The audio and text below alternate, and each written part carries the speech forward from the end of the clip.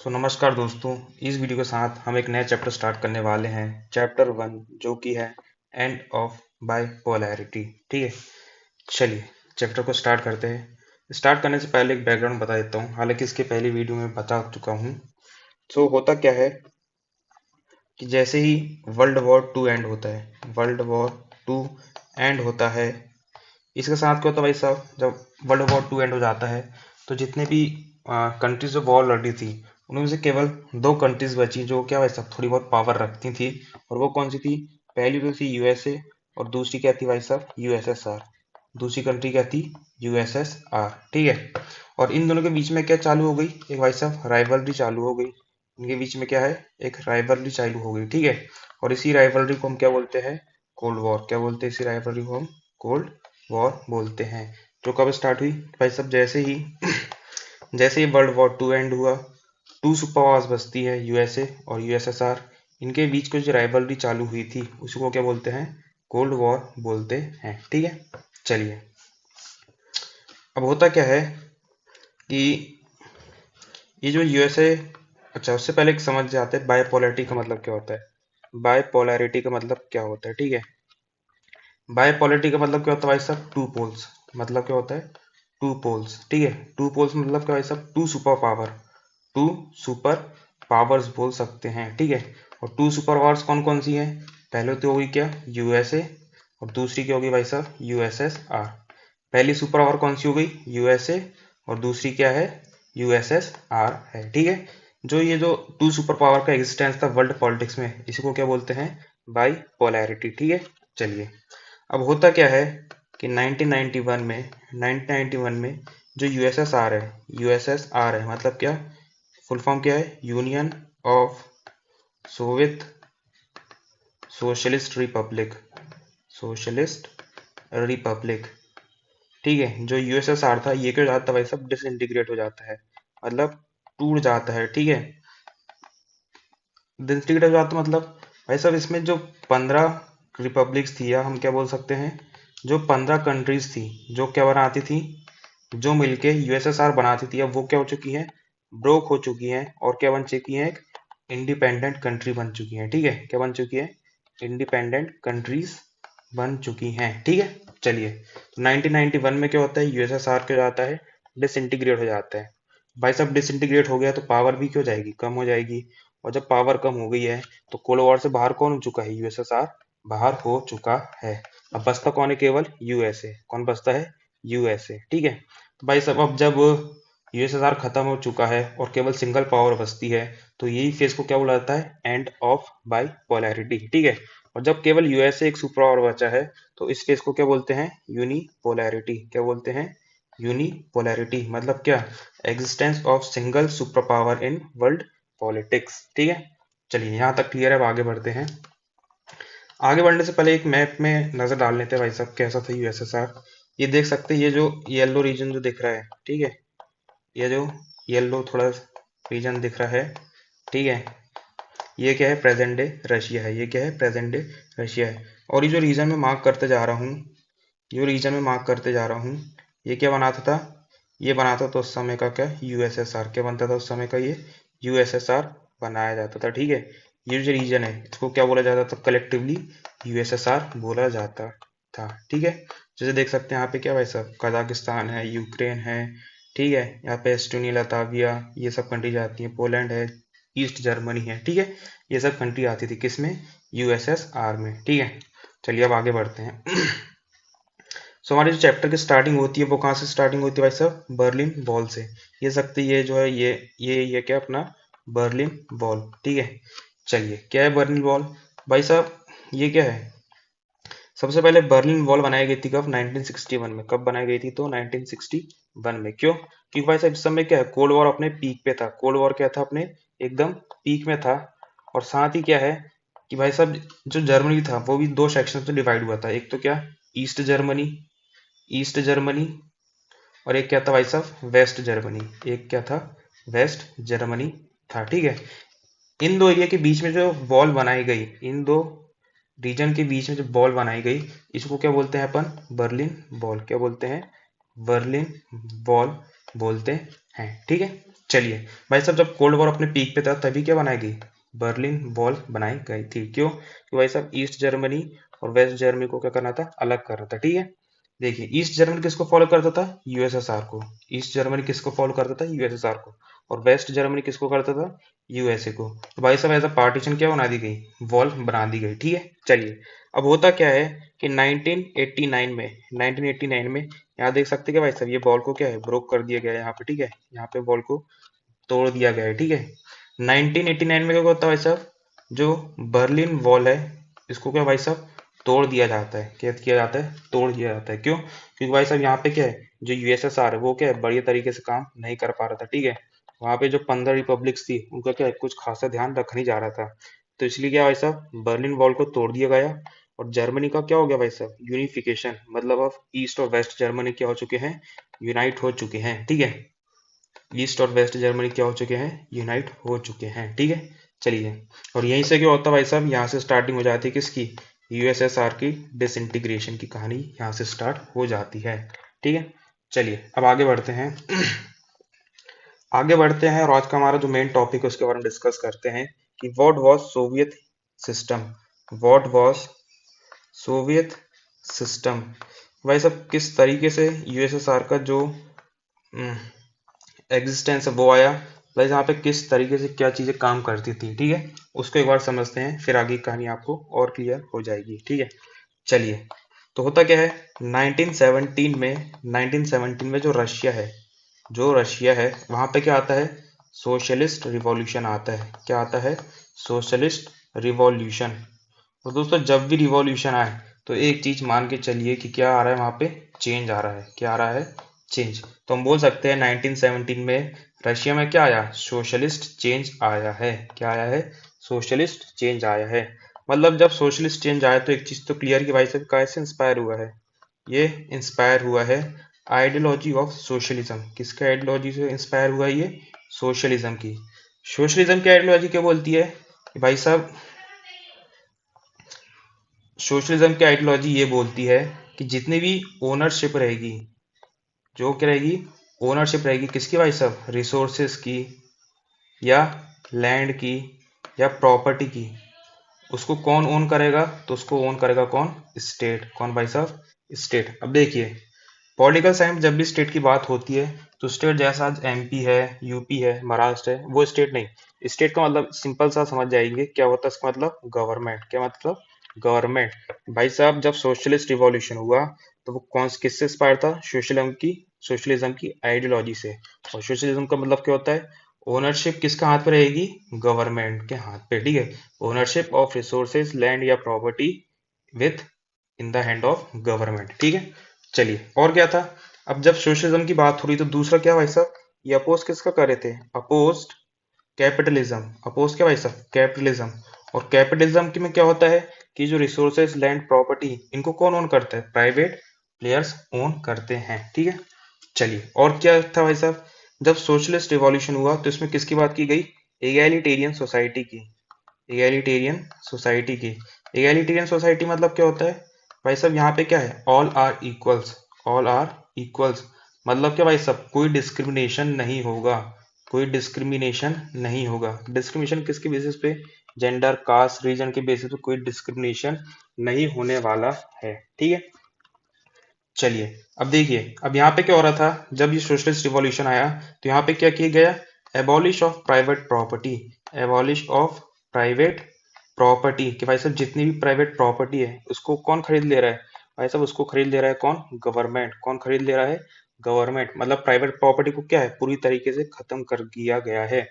और क्या आ चुका है, प्राइवेट प्रॉपर्टी की जगह आ चुका है क्या, ओनरशिप ऑफ स्टेट आ चुकी है। ओनरशिप ऑफ स्टेट कि भैया जो भी प्रॉपर्टी है उसको कौन ओन करेगा, स्टेट ओन करने वाली है।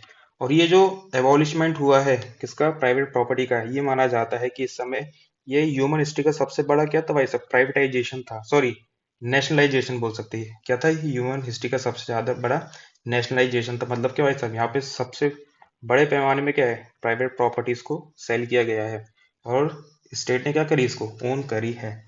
ठीक है, चलिए और क्या था भाई साहब, जब सोशलिस्ट रिवॉल्यूशन हुआ तो इसमें क्या भाई साहब, सेंट्रल पोजीशन किसको दी गई, सेंट्रल पोजीशन दी गई किसको? स्टेट को। स्टेट मतलब किसको? गवर्नमेंट को देगी भाई साहब। जब ओनरशिप भी सब कुछ सभी चीज को ओनर स्टेट कर रही है तो सेंट्रल पोजीशन भी किसकी रहेगी? स्टेट की रहेगी। प्लस किसको दिएगा भाई साहब? स्टेट और इंस्टीट्यूशन ऑफ पार्टी को। किसको? इंस्टीट्यूशन ऑफ पार्टी को। और जब भी इंस्टीट्यूशन ऑफ पार्टी की बात आए तो एक ही चीज ध्यान रखिएगा, वो क्या है? Communist party. वो क्या है? कम्युनिस्ट पार्टी है। ठीक है, कम्युनिस्ट पार्टी। जब भी इंस्टीट्यूशन ऑफ पार्टी की बात की जाए तो वो क्या है? कम्युनिस्ट पार्टी है। ठीक है, चलिए अब देखिए क्या होता है। तो क्या केवल कम्युनिस्ट पार्टी थी? तो बिल्कुल भाई साहब, केवल और केवल कौन था? कम्युनिस्ट पार्टी ही थी। क्या और कोई थे? नहीं भाई साहब। No opposition was allowed. No opposition was allowed. जैसे आज हम देखते हैं कि भाई साहब मेजोरिटी में कौन है? बीजेपी। और अपोजिशन कौन है? कांग्रेस। पर यूएसएसआर में ऐसा नहीं था। केवल और केवल कौन था? मेजोरिटी भी कौन है भाई साहब? कम्युनिस्ट पार्टी है। और अपोजिशन भी क्या है? कम्युनिस्ट पार्टी है। मतलब क्या भाई साहब? No other political parties were there. No other political parties were there. ठीक है, चलिए अब आगे बढ़ते हैं। भाई साहब सोशलिस्ट रिवॉल्यूशन हो चुका है। यूएसएसआर क्या हो चुका है? बन हो चुका है। बैन नहीं, बन चुका है। ठीक है, चलिए अब एक्सपांशन देखते हैं यूएसएसआर का। एक्सपांशन ऑफ यूएसएसआर कैसे हुआ है?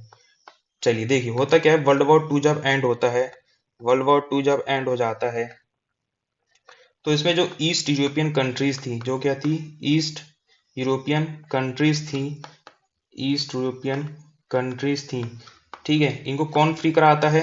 इनको कौन फ्री कराता है या लिबरेट कराता है भाई साहब? इनको आज़ादी कौन दिलाता है? इनको आज़ादी दिलाता है कौन? यूएसएसआर की आर्मी। कौन आज़ादी दिलाता है? यूएसएसआर की आर्मी आज़ादी दिलाती है। किन से भाई साहब? जो फासिस्ट फोर्स थी। जो कौन थी?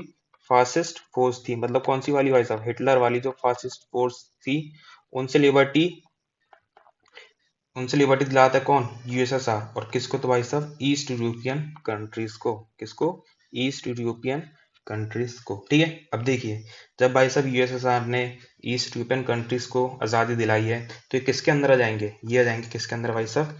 यूएसएसआर के साथ। क्या हो गया भाई साहब? मर्ज हो गए। जो ईस्ट यूरोपियन कंट्रीज थी वो किसके साथ मर्ज हो गई? यूएसएसआर के साथ क्या हो चुकी है? मर्ज हो चुकी है। और यूएसआर क्या हो चुका है भाई साहब? एक्सपांड हो चुका है। यूएसएसआर क्या हो चुका है? एक्सपांड हो चुका है। ठीक है, चलिए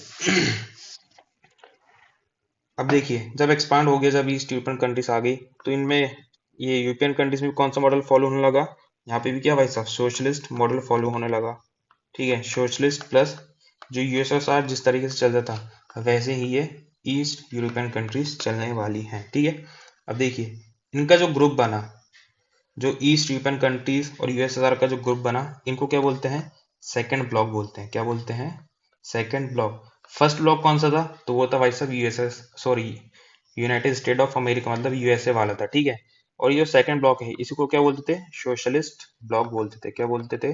सोशलिस्ट ब्लॉक बोलते थे। इनका एक मिलिट्री अलायंस था। इनका एक मिलिट्री अलायंस था जिसको क्या बोलते हैं? Warsaw pact.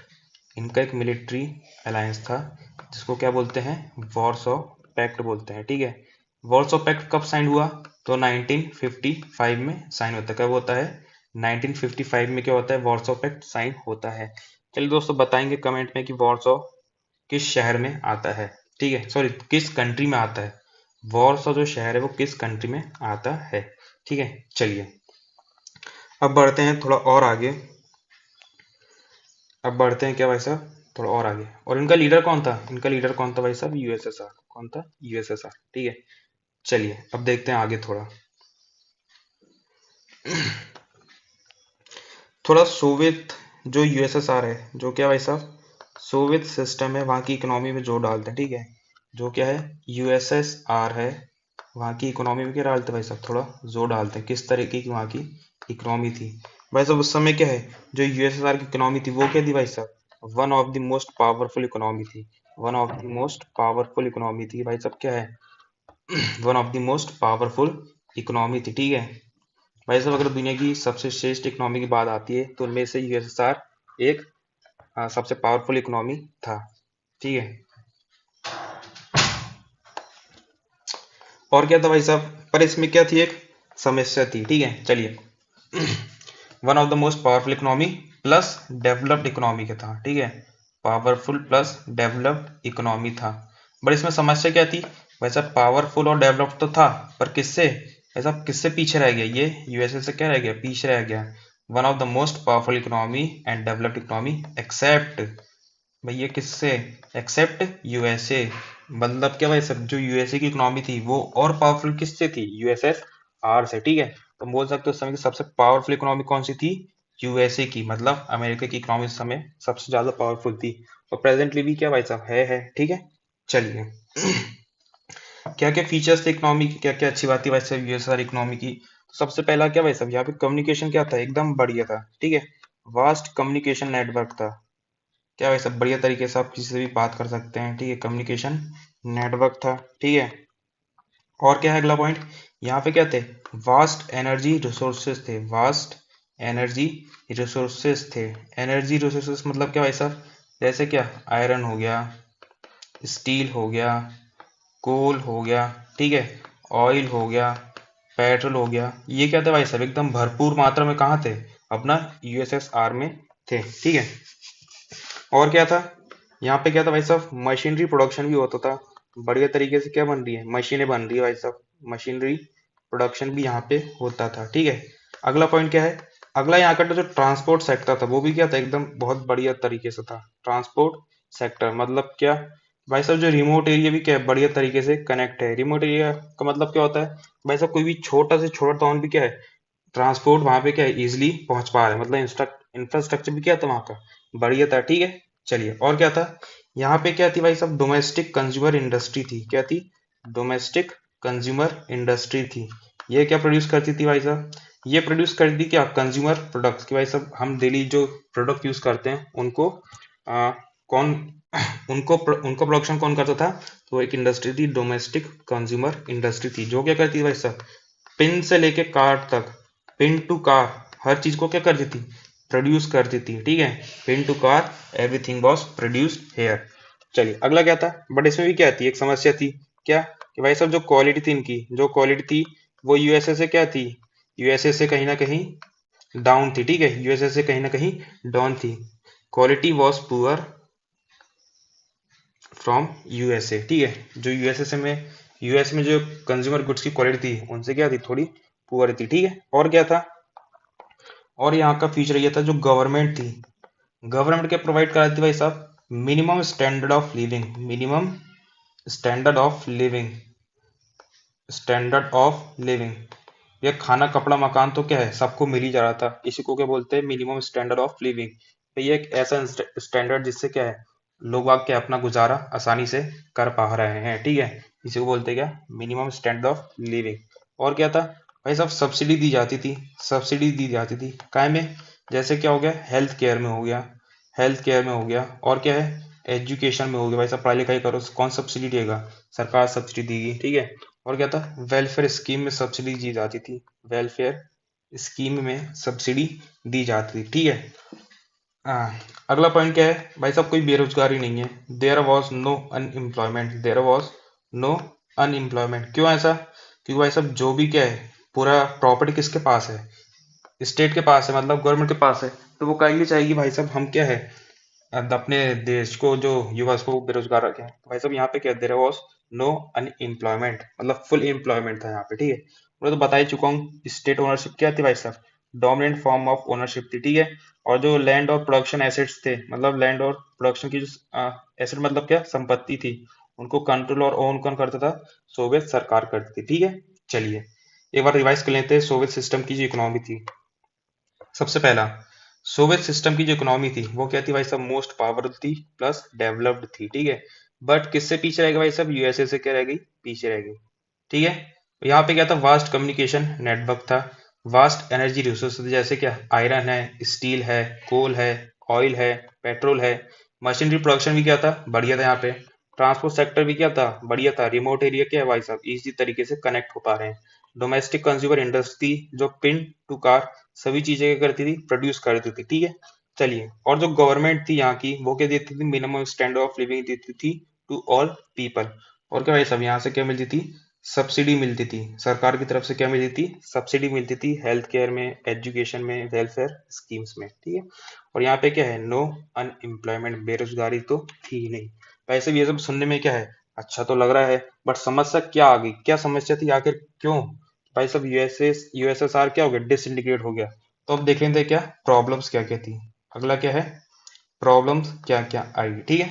चलिए, प्रॉब्लम्स में सबसे पहले ये आई कि जो भाई साहब सोवियत सिस्टम था, जो क्या था, सोवियत सिस्टम था, जो सोवियत सिस्टम था, ये क्या हो गया, ब्यूरोक्रेटिक बन गया। क्या बन गया, ब्यूरोक्रेटिक। ब्यूरोक्रेटिक मतलब क्या होता है, चलिए बताता हूँ। ब्यूरोक्रेटिक है, अथॉरिटेरियन बन गया, अथॉरिटेरियन बन चुका है।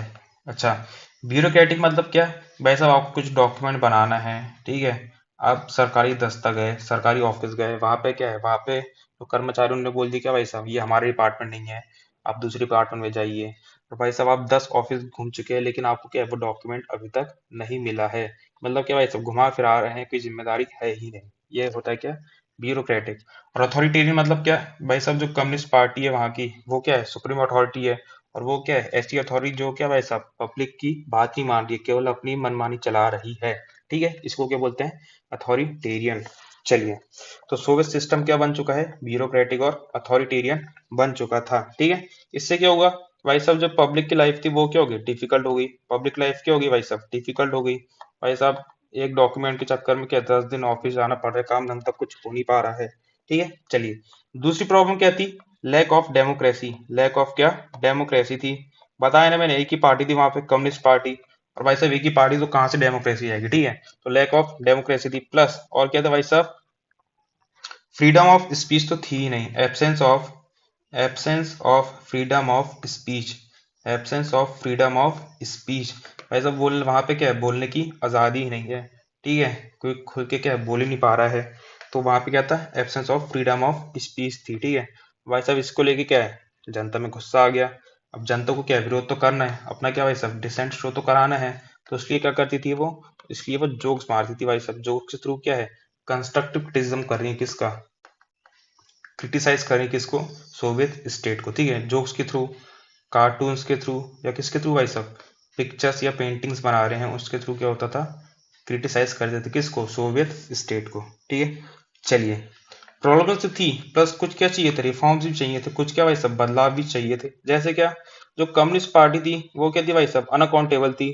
अनअकाउंटेबल थी भाई साहब, जवाबदेही कुछ थी नहीं। Unaccountable towards people, towards its people. भाई साहब जनता क्या है, जनता के पास भाई साहब कुछ खाने पानी को था नहीं। हालांकि भैया बोल तो रहे थे, पर स्टैंडर्ड क्या था, उतना कुछ जोरदार था नहीं। तो ये क्या भाई साहब अनअकाउंटेबल हो गई, कि भाई साहब तुम दे तो रहे हो पर क्या, ये क्या दे रहे हो, कुछ प्रोटीन वोटीन है ही नहीं इसमें, न्यूट्रिशन वगैरह है ही नहीं। तो यहाँ से क्या है, यहाँ से पता चला जो कम्युनिस्ट पार्टी थी वो क्या थी, अनअकाउंटेबल थी टूवर्ड्स इट्स पब्लिक। ठीक है, चलिए और क्या भाई साहब, अगला पॉइंट क्या था, the party refuse to recognise the urge of people in the 15 different republic that from the Soviet Union to manage their own affair including cultural affair. अब देखिए, जो यूएसएसआर था, जो क्या था, यूएसएसआर था, वो कितनी कंट्रीज या रिपब्लिक से मिलकर बना था, वो 15 रिपब्लिक से मिलके बना था। ठीक है, अब देखिए जो 15 रिपब्लिक थी इनका क्या था, अलग अलग क्या था भाई साहब, डिफरेंट कल्चर था, डिफरेंट क्या थी भाई साहब, लैंग्वेज थी। बट इन सबको क्या भाई साहब, इन सबको क्या है, जो सोवियत स्टेट है, जो क्या है सोवियत स्टेट है, उसने क्या रिकग्नाइज नहीं करा। वैसा हम नहीं मानते, चलिए क्योंकि केवल क्या चलेगी, पूरी रशियन भाषा चलेगी। यहाँ पे क्या है, कल्चरल राइट्स क्या भाई साहब दिए ही नहीं गए यहाँ पे। ठीक है, एक ये पॉइंट हो गया। अच्छा, अगला क्या था, अगला ये, भाई साहब नाम का तो क्या था, 50 रिपब्लिक थे कि भैया, यूएसआर मतलब क्या, 15 रिपब्लिक का समूह। तो भाई साहब केवल नाम की क्या था, 15 थे, पर उसमें चलती केवल एक देश की थी, वो कौन था, रशिया। वो कौन था भाई साहब, रशिया। भाई साहब रशिया क्या है, पूरे 15 रिपब्लिक को क्या कंट्रोल कर रहा है। मतलब रशिया क्या था, वहां पे सेंटर ऑफ पावर बन चुका था। ठीक है, चलिए भैया रशिया क्या है, डोमिनेटेड एवरीथिंग, डोमिनेटेड एवरीथिंग। तो इससे क्या हुआ, जो अलग जो 14 रिपब्लिक बचे थे वो क्या थे भाई साहब, फ्रस्ट्रेट हो गए। वो क्यों गए, फ्रस्ट्रेट हो गए। प्लस क्या उनको ऐसा लगा भाई साहब ये क्या कर रहे हैं, जो यूएसएसआर है वो हमको क्या कर रहा है, नेग्लेक्ट कर रहा है। ठीक है, हम उनका साथ दिया और ये क्या कर रहा है भाई साहब, हमारी बात नहीं सुन रहा है। तो बड़ी गंभीर स्थिति हो गई। ठीक है, अगला क्या हुआ, अगला हुआ भाई साहब जब कोल्ड वॉर चल रहा था, जब कोल्ड वॉर चल रहा था, तो इसमें क्या है, हैवी वेपनाइजेशन हुआ। क्या हुआ, हैवी वेपनाइजेशन मतलब क्या, भाई साहब दोनों यूएसए और यूएसआर क्या है, बहुत बढ़िया मतलब बहुत हैवी क्वांटिटी में क्या है वेपन बना रहे हैं। वेपन मतलब कि भाई सब गन्स हो गई, ठीक है, न्यूक्लियर वेपन्स बना रहे हैं, न्यूक्लियर वेपन्स बना रहे हैं। मतलब क्या चल रही है भाई साहब, रेस चल रही है कि कौन सबसे ज्यादा वेपन बनाएगा, और इसी रेस को क्या बोला गया, आर्म्स रेस बोला गया। इसी रेस को क्या बोला गया, आर्म्स रेस बोला गया। अब देखिए यूएसए तो क्या था, बड़ी इकोनॉमी थी, बट यूएसआर में क्या दिक्कत आ गई भाई साहब, वो यूएसए को मैच करना चाहता, टक्कर देना चाहता था, बट एक ग्रेट कॉस्ट, इसकी क्या भाई साहब उसको बहुत भारी कीमत चुकानी पड़ी। ठीक है भाई साहब, एक तरफ देखो तो वो न्यूक्लियर वेपन बनाए जा रहे हैं, और दूसरी तरफ क्या है सब, जनता को खाने पीने को कुछ नहीं, जनता क्या है पूरी परेशान हो चुकी है। ठीक है, तो भाई साहब जो आर्म रेस को जो उसने टक्कर दी है यूएसए को, एट ग्रेट कॉस्ट दिया है, इसकी बहुत भारी कीमत चुकानी पड़ी है। ठीक है, चलिए अगला क्या था, मैंने बताया भाई साहब जो टेक्नोलॉजी थी, जो यूएसएसआर की टेक्नोलॉजी थी, जो यूएसएसआर की टेक्नोलॉजी थी, प्लस जो वहाँ का इंफ्रास्ट्रक्चर था, वो क्या था भाई साहब, यूएसए की तरफ मैच नहीं कर पा रहा था।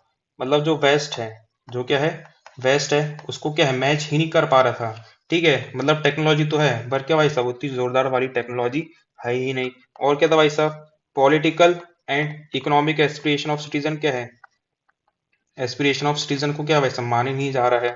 ठीक है, सिटीजनशिप मान ही नहीं जा रहे हैं। ठीक है, अगला क्या है, अब देखिए होता क्या है, जो यूएसएसआर है वो क्या करता है, अफगानिस्तान में इन्वेट कर देता है, कब, 1979 में। यूएसएसआर क्या करता है, अफगानिस्तान में क्या कर देता है, 1979 में अफगानिस्तान क्या कर देता है, अटैक कर देता है। अब देखिए भाई साहब, एक तरफ से तो कौन आ गया, यूएसएसआर आ चुका है, प्लस भाई साहब इनडायरेक्टली अफगानिस्तान को कौन सपोर्ट कर रहा था उस समय, यूएसए। कौन सपोर्ट कर रहा था, यूएसए। अब देखिए भाई साहब, अफगानिस्तान के जब साथ वॉर हुआ यूएसएसआर का, तो इसको क्या बहुत हैवी लॉस हुआ, क्या हुआ भाई साहब, बहुत हैवी लॉस हुआ। एक तरफ तो क्या भाई साहब वैसे ही पूरी इकोनॉमी के लगे हुए हैं, और वॉर करके क्या भाई साहब और घाटा हो चुका है। ठीक है, चलिए अब क्या हुआ भाई साहब, जब वॉर होने लगा तो इसमें क्या आ गई, शॉर्टेज ऑफ फूड आ गई। ठीक है, शॉर्टेज ऑफ फूड आ गई। ठीक है, शॉर्टेज ऑफ फूड आ गई, और क्या भाई साहब कंज्यूमर प्रोडक्ट नहीं है। ये क्या हो गया,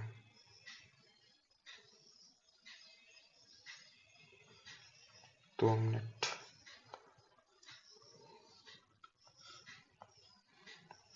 ठीक है, शार्टू ऑफ फूड आ चुका है, क्या भाई साहब कंज्यूमर प्रोडक्ट्स नहीं है। ठीक है, कंज्यूमर गुड्स क्या है, खत्म हो चुके हैं बिल्कुल। ठीक है, शॉर्टेज ऑफ फूड आ चुकी है, कंज्यूमर गुड्स क्या है, एकदम खत्म हो चुके हैं।